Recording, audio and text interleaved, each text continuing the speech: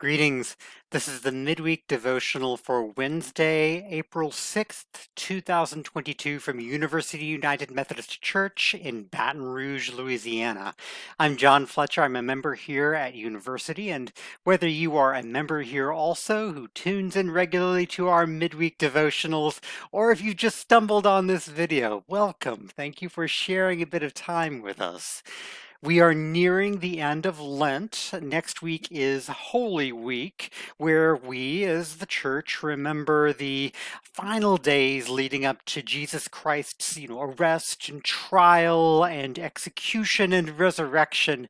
And I have noticed that several of the devotional readings and videos from this time, including our own devotional by Karen Miliotto, it asks us to put ourselves into various scenes from that story, to imagine where we might be, maybe watching Jesus riding into Jerusalem on a colt or a donkey, depending on which gospel you use, uh, being cheered by his disciples, or what might it be like to be there at the Last Supper, right? Or to have our feet washed by Jesus Christ, to follow him to Gethsemane, to watch him be taken, to flee into the night. All of this remembering, this putting ourselves bodily into the story.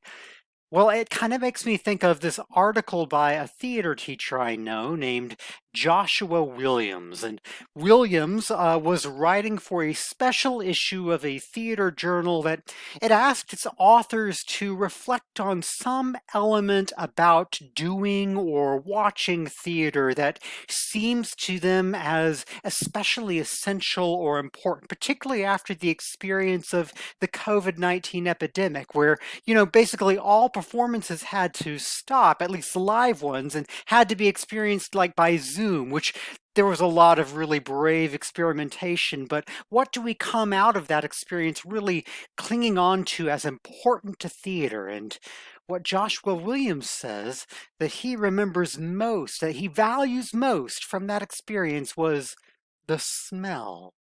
The smell of going to the theater in person. And Williams's article made me more alive to the role that smell plays in the gospel story of Christ. I'm not sure that I would have thought of it otherwise. We hear the gospel story read aloud, and we can watch it on television, and we miss that sort of visceral reality of smelling, and yet smell is such a powerful part of how we as humans experience things. We crystallize our memories around certain smells, both for good and for not so good. Like when I smell chocolate pudding cooking on a stove, that brings back joyful memories of my mother, who would make great chocolate pudding. So does the scent of certain flowers. For me, it'd be wisteria and honeysuckle that make me think of my mother, because she liked those especially. Yeah, and I don't wear Old Spice or Aqua Velva. Do they even still make Aqua Velva? But every time I think of my father, I smell those scents, because those are what he used so often when I was a kid. You may have seen, there's this video floating around online of a guy who gets his girlfriend, yeah, a teddy bear for Christmas, and she opens it and she reacts like, "Oh, this is nice," but then she recognizes the bear. And what she does is she brings it to her face and inhales deeply, and she recognizes this stuffed animal that she had had as a kid, that he found and carefully restored for her. She says, "I smelled him and I knew." You may have articles of clothing from your parents or grandparents, your spouse or partner, your children, that you keep close to you just because they have the smell of your loved ones. We smell all sorts of important things: the coming of a storm, the arrival of spring, at least when our noses don't clog from all the pollen in Louisiana spring. We smell the newness of a baby. And of course, other smells have less pleasant associations, right? There's a building on LSU's campus that, for the longest time, I would go in it, and my skin would just crawl, and I think, what is it? What is it with this building? And I took me a bit to recognize that it's the smell. For some reason, this building, unlike all others, It smells like some of my old elementary schools did, and my memories of elementary school were not great. So it's a smell of sort of industrial cleaner, body odor, stress, and bullying. Years of visiting nursing homes have installed an instant recognition of that combination of, what is it, antisepsis and incontinence and loneliness that's particular to nursing homes. And all of us now have a distinct relationship to the smell of alcohol-based hand sanitizers, that sharp, invasive, that assault that will, for this generation, mean tension and isolation and, well, the fear of losing your sense of smell to COVID. How many times in the early stage of the pandemic, even now, did I sniffle or cough and I suddenly had to find something, anything that smells strong and smell it just to make sure that I still had my sense of smell. I thought of smell in relation to the gospel story this last week because I was in charge of the children's sermon. And the reading that Reverend Katie was using was Jesus visiting the house of his dear friends Mary, Martha, and Lazarus. Mary breaks open a jar of costly perfume and anoints Jesus's feet. That smell, says Luke, filled the house.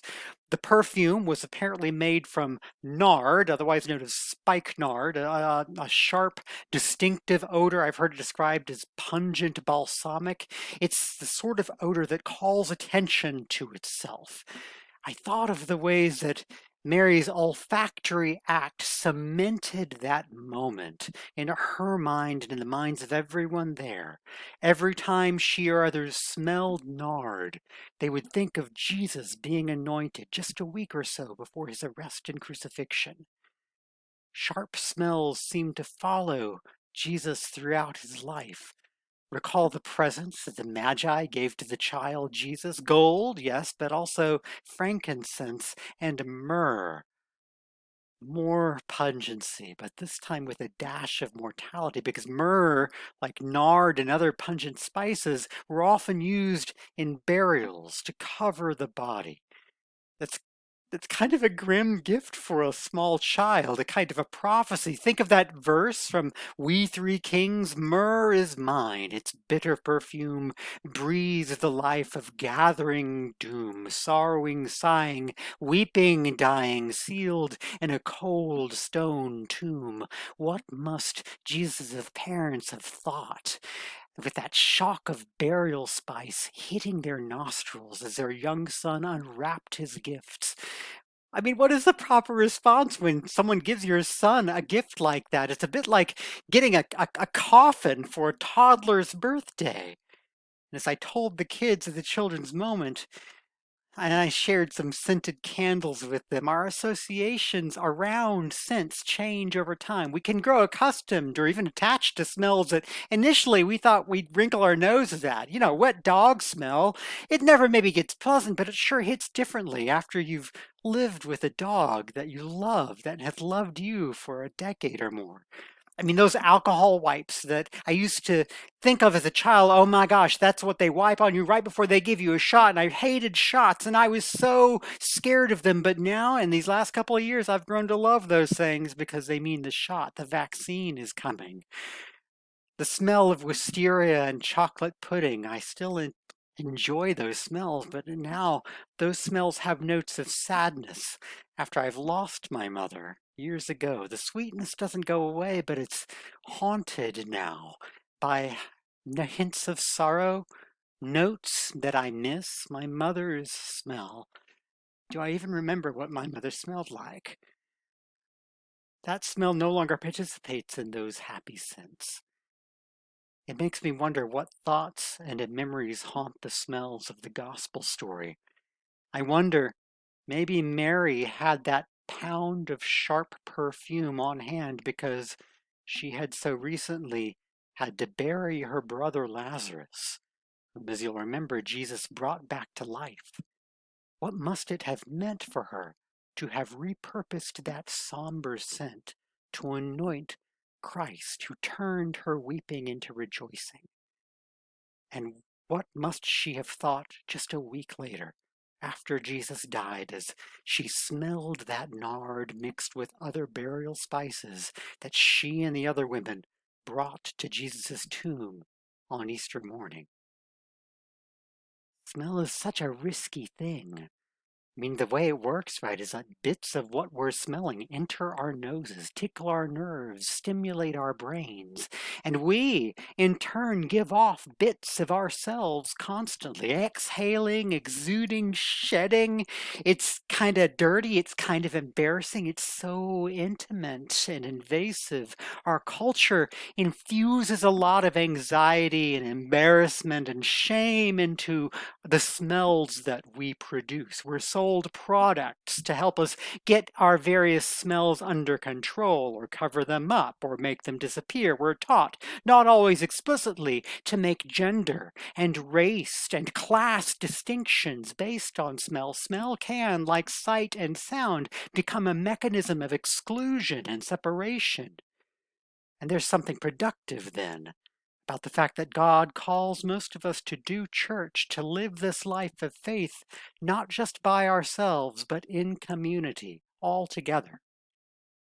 Joshua Williams, who was writing that article on smell, he cites a scientist named Stacy Alamo who says that thanks to all that shedding and smelling, we humans are transcorporeal beings. That is, we go outside our body. We're more than human clouds of chemical materiality that extend well beyond the boundaries of our skin.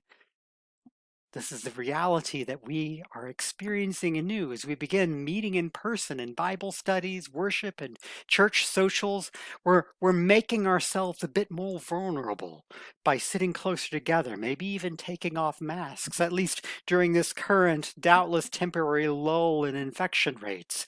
We become aware of each other, of the reality of worshiping and living with neighbors and strangers, and in doing so, we become a bit more intimate to and with each other.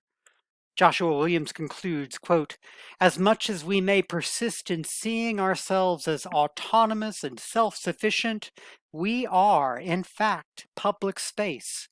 Sitting next to one another in a theater, and I would add, in church, entails an admixture of our chemical auras, an intermingling of our transcorporeal selves, a mutuality that is consensual but unbidden. We smell one another's sweat and perfume. We breathe each other in." That's another way of saying, that we inspire each other. You can't be Christian for long before hearing someone bringing up how the Hebrew word for spirit also means breath. When we talk about the Holy Spirit, we're also talking about the holy breath, the holy wind. It's no accident that so many Christian denominations incorporate smells and incense into worship. As we share our smells, we share the experience of God breathing in us and breathing into us. And I also like to think of God as knowing us and loving us intimately, not just by sight and sound, but by smell. I like to think of God as breathing us in together, all of our individual smells, good and bad, joyful or mourning, all at once. So as we move through this final week before Holy Week, I encourage you to, stop and smell. Take a breath. Inhale through your nose. When you read or hear gospel stories, think of what they smelled like. When you reflect on your own life and that of your own loved ones, think of the smells that you associate with them. And when you're with church, other people, doing things together, take a second to take in and appreciate the smell. Make your breathing in holy. Make it a prayer. Be inspired by God. I hope that you're able to join us at university this week for our Holy Week services, or if you're not around here, I hope that you're able to experience some kind of communal inspiration wherever you are. And wherever you are, may you feel God's holy breath breathing you in, accepting you as you are, and breathing out blessing and grace and peace. Thanks.